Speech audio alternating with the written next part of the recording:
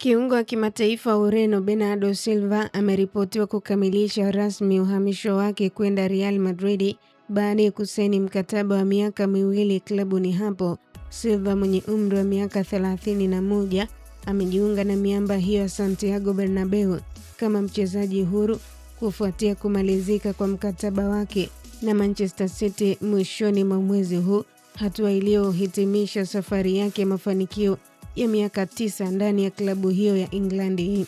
Taarifa kutoka vyombo mbalimbali vya habari vya Ulaya zimeeleza kuwa makubaliano kati ya pande zote yamekamilika, huku Silva akitarajiwa kutambulishwa rasmi na Real Madrid katika siku zijazo.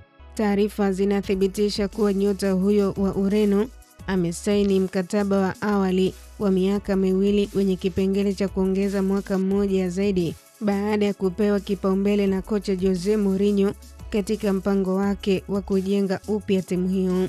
Ujio wa Bernardo Silva ndani ya Real Madrid ni sehemu ya maboresho makubwa yanayoendelea ndani ya kikosi hicho cha Real Madrid baada ya misimu miwili mfululizo ya kutomaliza na taji lolote kubwa.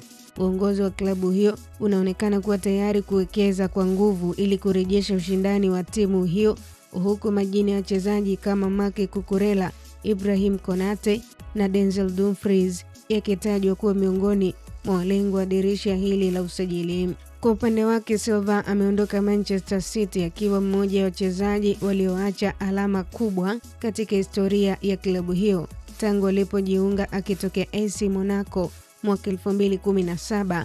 Kiungo huyo alicheza zaidi ya mechi 450 na kusaidia City kutoa mataji kadhaa makubwa yakiwemo City ya Ligi Kuu England na taji la UEFA Champions League, huku akijijengea sifa kama mmoja wa viungo bora wa kizazi chake.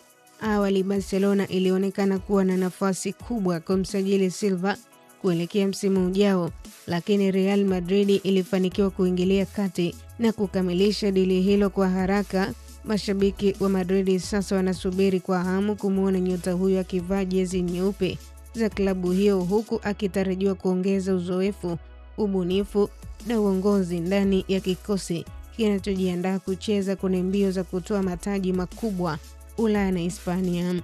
Kwa taarifa zaidi za kimichezo na burudani kimataifa, endelea kutufuatilia kwenye mitandao ya kijamii Instagram, Facebook na Twitter. Tufollow kama Kasako Media. Mimi naitwa Official Diaga.